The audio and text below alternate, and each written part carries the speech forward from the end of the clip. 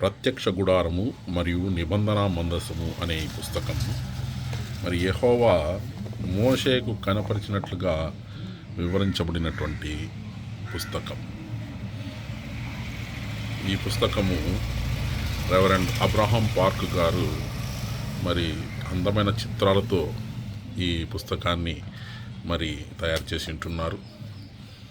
వివిధ భాషల్లో దీన్ని అనువదించడం జరిగింది. ఈ పుస్తకంలో అబ్రహాం పార్క్ గారు ప్రత్యక్ష గుడారం ఎలా ఉండాలి, ఎలా ఉంటుంది, మరి నిర్గమకాండంలో వివరించినట్లుగా దానికి రూపకల్పన చేసినట్లుగా మనం చూడవచ్చు. దహన బలిపీఠము, అదేవిధంగా దహన బలిపీఠం యొక్క బాహ్య నిర్మాణము, దహన బలిపీఠంలో ఉపయోగించేటటువంటి ఉపకరణాలు, గంగాళము, ఈ గంగాళము సొలొమోను దేవాలయము కాంస్య ఇత్తడి సముద్రము, ఈ గంగాళము సొలొమోను దేవాలయము కంచు సముద్రము 10 తొట్టెలు, మేలిమి బంగారపు దీప వృక్షము. ఈ దీపవృక్షం గురించి చాలా చక్కగా వివరించడం జరిగింది. ఆ దీపవృక్షంలో వివిధ భాగాలు కూడా మనము ఇక్కడ చూడవచ్చు. ఈ పుస్తకం నిజంగా చాలా అద్భుతమైనటువంటి పుస్తకం.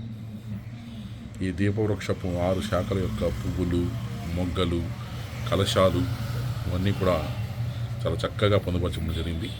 ఇది సన్నిధి రొట్టెల బల్ల. సన్నిధి రొట్టెల బల్లలో ఏ విధంగా ఆ రొట్టె బల్లను అమర్చుతారు, వెడల్పు మూదిగల గిన్నె, పైన పెనము, కూజ, గిన్నె, దానికి ఉపయోగించే ఉపకరణాలు అన్నీ కూడా చాలా చక్కగా నిర్గమకాండంలో వివరించినట్లుగా దీన్ని తయారు చేయడం జరిగింది. ఈ పుస్తకం నిజంగా చాలా అద్భుతంగా ఉంది.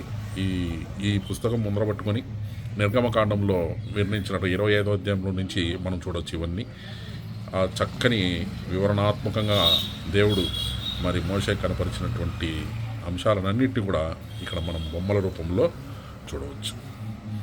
మరి ప్రత్యక్ష గుడారం యొక్క తెరలు మరియు కప్పులు,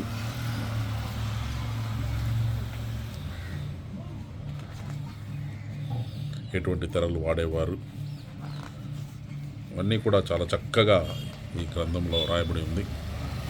వాటి యొక్క నిర్మాణాలు, మరి నిబంధన మందసం, సాక్ష్యపు మందసము, ఆ మందసం పెట్టెలో ఉంచబడినటువంటి మిగిలినటువంటి మరి గుర్తులు, మన్నా ఉంచవలసిన బంగారు పాత్ర, మరి 10 పలకల శాసనము, తర్వాత 2 రాతి పలకల శాసనములు, మరియు చిగురించిన అహరోను మోషే 3 వస్తువులు అన్నమాట. మన్నా ఉంచవలసిన బంగారు పాత్ర, రాతి పలకలు, అహరోను చేతి కర్ర, చిగురించిన అహరోను చేతి కర్ర, మరి నిబంధన మందసము, సాక్ష్యపు మందసము నిర్మాణం ఇక్కడ చూడొచ్చు.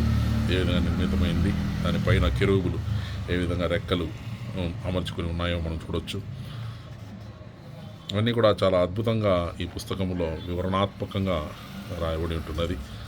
చివరి వరకు ఈ పుస్తకము చాలా ఆసక్తికరంగాను, మనము నిర్గమకాండము, సంఖ్యాకాండము, ద్వితీయోపదేశకాండంలో వర్ణించబడినట్లుగా మనం ఈ అంశాలను మనము ఇక్కడ అద్భుతంగా చూడవచ్చు.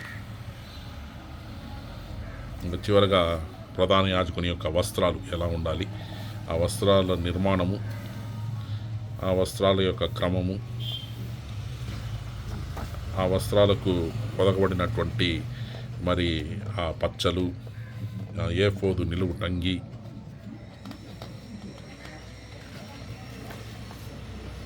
ఇవన్నీ కూడా ఈ పుస్తకంలో చాలా చక్కగా అద్భుత రీతిన ప్రదర్శించడం జరిగింది. ఇది చివరి పేజీ ఈ పుస్తకంలో. Thank you.